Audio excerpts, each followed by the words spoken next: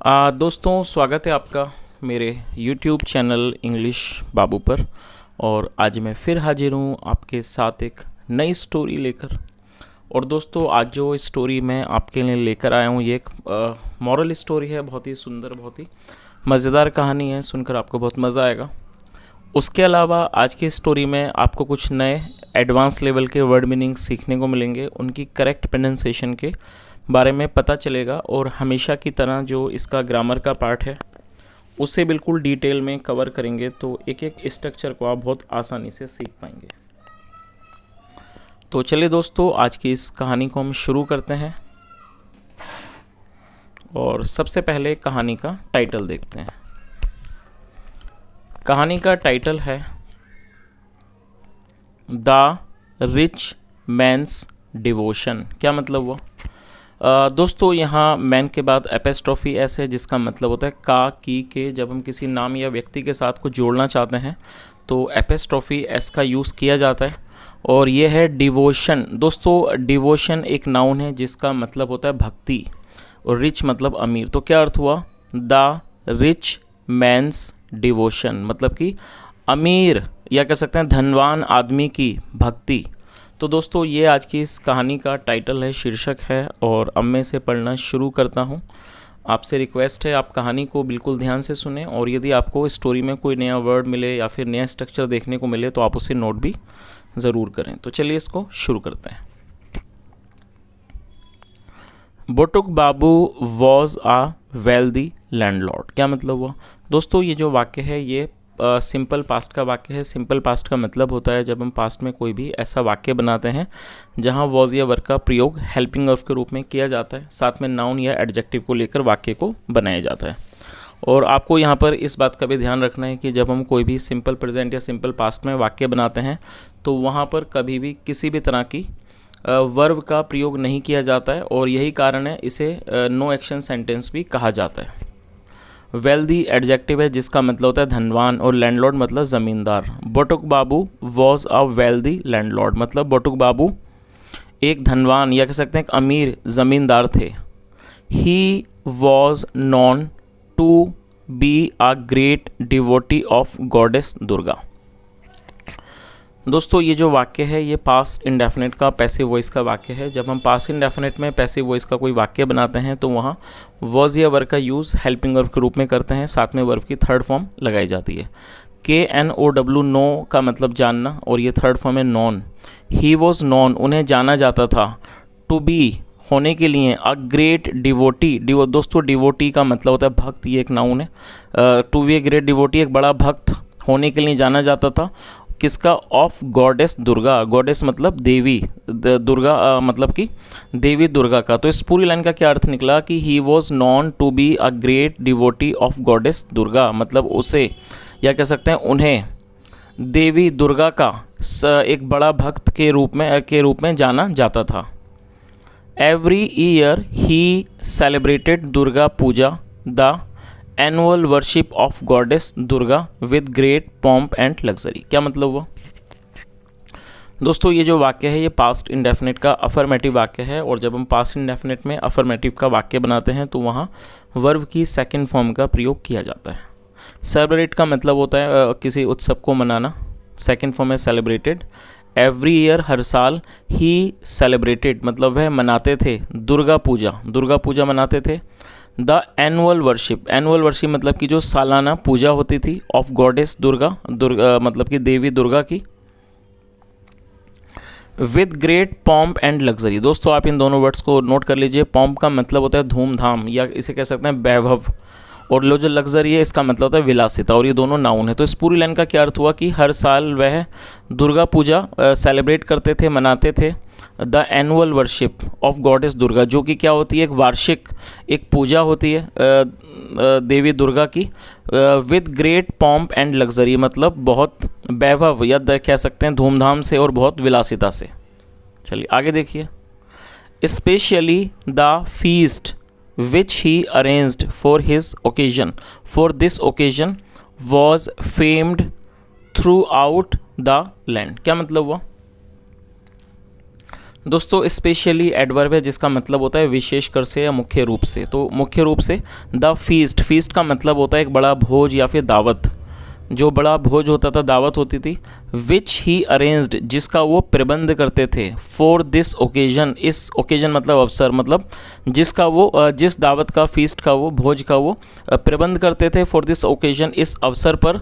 Was famed, और दोस्तों यहाँ पर इसे मैंने अंडरलाइन किया, आप इसे नोट कर लीजिए। फेम्ड एडजेक्टिव है जिसका मतलब होता है प्रसिद्ध, जो कि प्रसिद्ध था। Through out the land, through out the land मतलब कि पूरे पूरे देश में जो कि प्रसिद्ध था। चलिए आगे देखिए।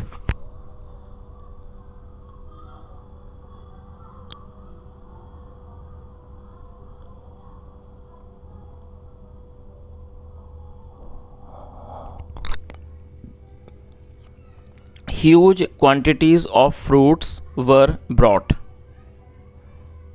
Various kinds of sweet meats were prepared with the best quality of ghee and jaggery. Goats and lambs were sacrificed and spicy preparations were cooked with the sacrificial meat. क्या मतलब हुआ दोस्तों? काफ़ी बड़ा सेंटेंस है, इसे छोटा छोटा करके ट्रांसलेट करेंगे। ह्यूज का मतलब होता है बड़ा, विशाल। ह्यूज क्वांटिटीज़ मतलब कि एक बड़ी मात्रा किस चीज़ की? ऑफ फ्रूट्स, फलों की। वर ब्रॉट, लाए जाते। और दोस्तों ये जो वाक्य है, जैसा मैंने ऊपर आपको बताया था, ये भी पास्ट इंडेफिनिट का पैसिव वॉइस का वाक्य है, जहाँ पर वॉज वर्ग के साथ थर्ड फॉर्म का प्रयोग किया जाता है। तो क्या अर्थ निकला इस लाइन का कि huge quantities of fruits were brought, मतलब कि बड़ी मात्रा में फलों को फल लाए जाते थे। Various kinds of sweet meat, और स्वीट मीट मतलब मिठाइयाँ, अलग अलग प्रकार की। वेरियस काइंड्स ऑफ मतलब अलग अलग प्रकार की मिठाइयाँ वर प्रिपेयर्ड, तैयार की जाती थीं। With the best quality of ghee, मतलब सबसे अच्छी क्वालिटी के घी के साथ। एंड जैगरी, जैगरी मतलब गुड़, मतलब सबसे अच्छी क्वालिटी के घी और गुड़ के साथ उन्हें तैयार किया जाता था। Goats and lambs were sacrificed, और ये भी हमारा पास्ट इंडेफिनिट का पैसिव वॉइस का वाक्य है। लैम्स का मतलब होता है मेमना या भेड़ का बच्चा, उसे लैम कहा जाता है। Goats and lambs were sacrificed, और जो बकरों और जो मेमने थे उनकी बलि चढ़ाई जाती थी, were sacrificed.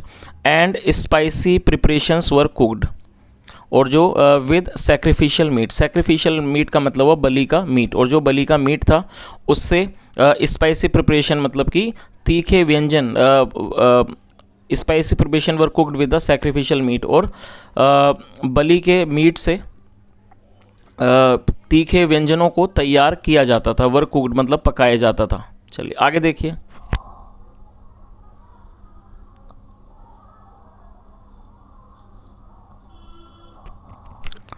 A month before the pujas, cartloads of sugar, flour, food, grains and other items were brought in for the celebrations. क्या अर्थ हुआ?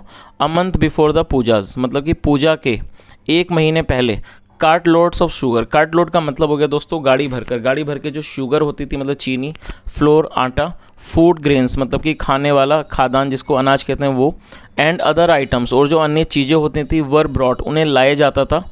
फॉर द सेलिब्रेशंस मतलब कि इस सेलिब्रेशन के लिए, इस उत्सव के लिए इन चीज़ों को लाया जाता था।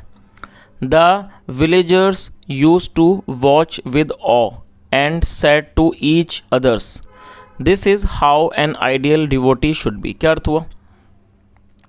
The villagers use to watch with awe. दोस्तों ये जो वाक्य है यहाँ पर यूज टू का प्रयोग किया गया है। यूज टू का प्रयोग पास्ट में किसी भी तरह की आदत को, कंसिस्टेंसी को दर्शाने के लिए किया जाता है, साथ में वर्ब की फर्स्ट फॉर्म लगाई जाती है।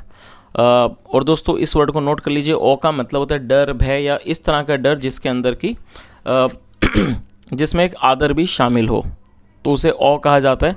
The villagers use to watch with awe मतलब जो विलेजर्स थे, गांव वाले, ग्रामीण जिन्हें कहा जाता है, यूज टू वॉच वो देखा करते थे, विद ऑ मतलब इस आदर से और डर से, and said to each other और वो एक दूसरे से कहते थे, this is how an ideal devotee should be मतलब इस तरह से एक जो आइडियल, एक जो आदर्श भक्त है वो होना चाहिए। शुड बी मतलब चाहिए, तो वो एक दूसरे से क्या कहते थे कि इस तरह से एक आदर्श भक्त को होना चाहिए। What a religious man Botuk Babu is, और ये जो बोटुक बाबू हैं वो कितने ज़्यादा रिलीजियस मैन है। रिलीजियस मैन मतलब कितने धार्मिक आदमी हैं। चलिए आगे देखिए। As years passed Botuk Babu's devotion seemed to increase. और दोस्तों ये भी हमारा पास्ट का अफर्मेटिव वाक्य है। इन सीम का मतलब लगना, प्रतीत होना, और इंक्रीज़ का मतलब होता है बढ़ना। एज ईयर्स पास्ट मतलब कि जैसे जैसे कि साल गुजरे, पास का मतलब गुजरना। बोटुक बाबूज डिवोशन, और दोस्तों यहाँ बोटुक बाबू के बाद एपिस्ट्रोफी एस है जिसका मतलब काके की। तो इस लाइन का क्या अर्थ हुआ कि जैसे जैसे साल गुजरे जो बोटुक बाबू का डिवोशन था, डिवोशन मतलब जो भक्ति थी, सीम्ड टू इंक्रीज़ वो बढ़ती हुई प्रतीत हुई। More and more items were added to the annual feast, और ज़्यादा से ज़्यादा जो आइटम्स थे वर एडेड उन्हें जोड़ा गया टू द एनुअल फीस्ट मतलब इस वार्षिक दावत में और भी आइटम्स को जोड़ा गया, चीज़ों को जोड़ा गया। That lasted through out the 4 days, और दोस्तों लास्ट का मतलब होता है चलना, और यहाँ पर इसे वर्ब के रूप में प्रयोग किया गया। तो इस पूरी लाइन का क्या अर्थ हुआ कि और भी अधिक जो आइटम्स से चीज़ें थीं उनको इस एनुअल फीस्ट में मतलब वार्षिक दावत में जोड़ा गया, इस दावत में। That lasted through out the 4 days, जो 4 दिन तक चलते थे। That lasted through out the 4 days of the annual worship ceremony, मतलब इस वार्षिक जो पूजा की जो सेरेमनी होती थी, उत्सव होता था, उसमें वो 4 दिन वो चलता था। चलिए आगे देखिए। His name spread far and wide, जो उनका नाम था, और वो स्प्रेड मतलब फैलना।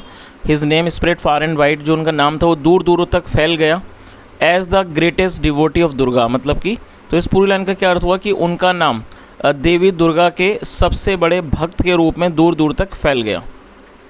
The villagers waited in anticipation of Botuk Babu's pujas throughout the year, और दोस्तों आप इस वर्ड को नोट कर सकते हैं, यहाँ पे मैंने अंडरलाइन किया है। एंटिसिपेशन नाउन है जिसका अर्थ होता है पूर्वानुमान, मतलब किसी चीज़ के होने से पहले उस चीज़ का अनुमान लगाना, उसे पूर्वानुमान कहा जाता है, जिसे कहते हैं एंटिसिपेशन। तो क्या अर्थ हुआ?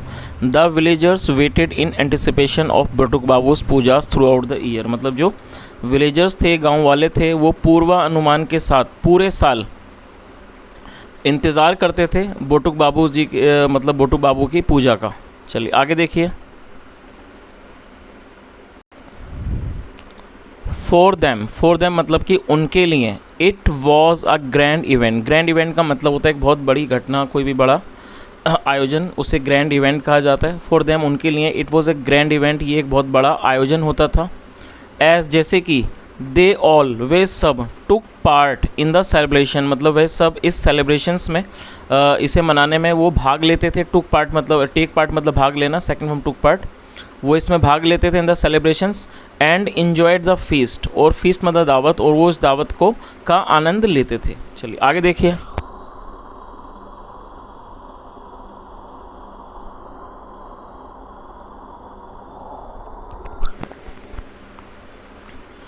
विद टाइम मतलब कि समय के साथ, बोटुक बाबू ग्रीव ओल्ड, और दोस्तों आप इस वर्ड को नोट कर लीजिए। ग्रो ओल्ड का मतलब होता है बूढ़ा होना, और ये हमारा पास्ट का अफर्मेटिव वाक्य है जहाँ सेकंड फॉर्म का यूज़ किया गया है। सेकंड फॉर्म में grew old, GREW grew old. तो क्या अर्थ हुआ? With time Botuk Babu grew old, मतलब समय के साथ जो बोटुक बाबू जो थे वो बूढ़े हो गए। देन 1 year, फिर 1 साल। Then 1 year a big surprise awaited the villagers. क्या अर्थ हुआ? दोस्तों अवेटेड एक एडजेक्टिव है जिसका मतलब होता है प्रतीक्षा करना। Then 1 year a big surprise awaited the villagers, फिर 1 साल था जो कि बिग सरप्राइज गाँव वालों का इंतज़ार कर रहा था, एक बड़े सरप्राइज़ के लिए, एक बड़े आश्चर्य के लिए जो उनका इंतज़ार कर रहा था। तो इस पूरी लाइन का क्या अर्थ निकला कि फिर 1 साल आया जो गांव वालों का इंतज़ार कर रहा था एक बड़े आश्चर्य के लिए, एक बड़े सरप्राइज़ के लिए। It was autumn and the time for the annual Durga Puja celebrations was near. क्या अर्थ हुआ? दोस्तों ऑटम का मतलब होता है शरद ऋतु, इसे कहा जाता है, इसे पतझड़ भी कहते हैं। तो क्या अर्थ हुआ? इट वॉज ऑटम मतलब कि ये पतझड़ का कह सकते हैं, शरद ऋतु का समय था। And the time for the annual Durga Puja celebrations was near, और जो समय था वार्षिक दुर्गा पूजा का सेलिब्रेशंस का वो बिल्कुल वॉज नियर, वो नज़दीक था। But Botuk Babu's house seemed quite, और लेकिन बोटुक बाबू का जो घर था सीम्ड क्वाइट, वो बिल्कुल शांत, क्वाइट का मतलब खामोश, शांत, वो बिल्कुल शांत लग रहा था, शांत प्रतीत हो रहा था। There was no sign of preparation, और वहाँ पर कोई भी चिन्ह नहीं थे तैयारियों के, फॉर द फेस्टिवल मतलब वहाँ पर फेस्टिवल के, इस उत्सव की तैयारियों के कोई भी वहाँ पर निशान नहीं थे, कोई भी वहाँ पर चिन्ह नहीं थे, क्योंकि जो बटुक बाबू का घर था वो बिल्कुल शांत लग रहा था। चलिए आगे देखिए।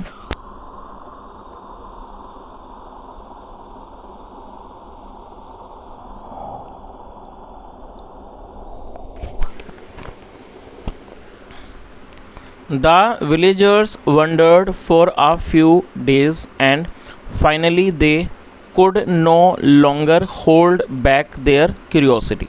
दोस्तों इसमें कुछ वर्ड मीनिंग है, मैं चाहूँगा आप उन्हें नोट कर लीजिए। वंडर का मतलब होता है किसी चीज़ पर आश्चर्य करना, सेकंड फॉर्म में वंडर्ड, और ये पास्ट का अफर्मेटिव वाक्य है, इसलिए यहाँ पर सेकंड फॉर्म का प्रयोग किया गया है। और दोस्तों क्यूरियोसिटी एक नाउन है जिसका मतलब होता है जिज्ञासा, उत्सुकता को क्यूरियोसिटी कहते हैं, तो आप इसे भी नोट कर लीजिए। क्या मतलब हुआ इस लाइन का? The villagers wondered for a few days, मतलब जो गांव वाले थे, ग्रामीण थे, उन्होंने कुछ दिनों तक मतलब आश्चर्य किया, मतलब सोचा, आश्चर्य किया। एंड फाइनली, और अंत में, they could no longer hold back their curiosity, और अंत में वह अपनी जिज्ञासा को, होल्ड बैक मतलब रोकना, वह अपनी जिज्ञासा को नहीं रोक सके, अपने could no longer hold back their curiosity, और अंत में वो अपनी जिज्ञासा को नहीं रोक पाए। They went to Batuk Babu's house, और दोस्तों ये भी पास्ट का अफर्मेटिव वाक्य है जहाँ सेकंड फॉर्म लगाई गई है, गो मतलब जाना, सेकंड फॉर्म वेंट, और दे का मतलब होता है वे या फिर वे लोग। जब सब्जेक्ट में एक से ज़्यादा लोग शामिल होते हैं तो दे का यूज़ किया जाता है। तो क्या अर्थ हुआ? They went to Batuk Babu's house, मतलब वे लोग बटुक बाबू के घर गए। एंड आस्क्ड हिम, और उनसे पूछा, सर श्रीमान, the Durga Puja is just a couple of days away, तो उन्होंने क्या पूछा कि श्रीमान जो दुर्गा पूजा है is just a couple of days away, वो सिर्फ कुछ दिनों की दूरी पर है। बट लेकिन इट सीम्स, ऐसा लगता है, द प्रिपरेशंस, जो तैयारियां हैं, हैव नॉट येट स्टार्टेड, वो अभी तक शुरू नहीं हुई हैं, येट मतलब अब तक। इज़ देयर एनीथिंग रॉन्ग, क्या कोई समस्या है, क्या कोई प्रॉब्लम है? इज़ देयर एनीथिंग रॉन्ग मतलब क्या कोई समस्या है? आगे देखिए। या इस चीज़ को हम ऐसे भी देख सकते हैं, इज़ देयर एनीथिंग रॉन्ग, क्या कोई गड़बड़ है। चलिए आगे देखिए।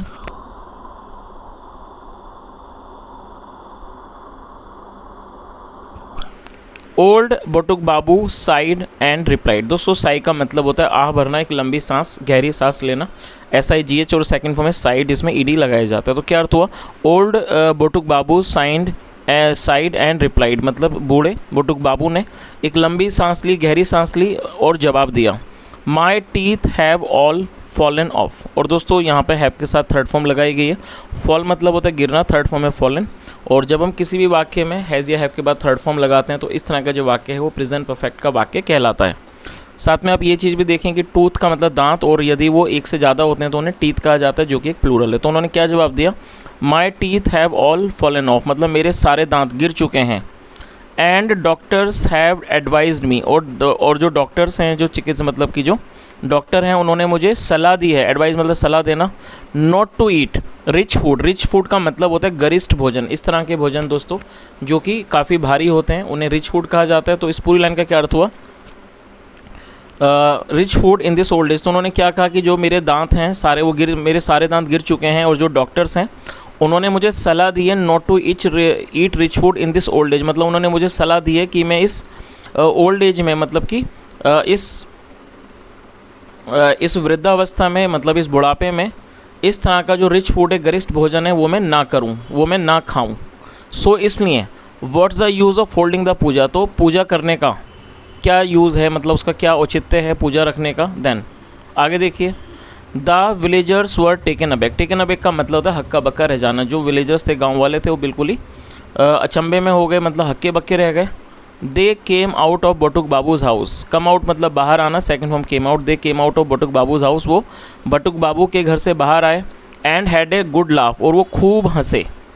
सो इसलिए ऑल द वर्शिप्ड, जो सारी ऑल ही वर्शिप मतलब जितने भी इन्होंने पूजा की, थ्रू आउट द ईयर्स, पूरे साल, वॉज इज़ ऑन स्टमक, वो सिर्फ इनका अपना खुद का पेट था। एंड नॉट द गॉडेस, देवी नहीं। दे सैड, उन्होंने कहा।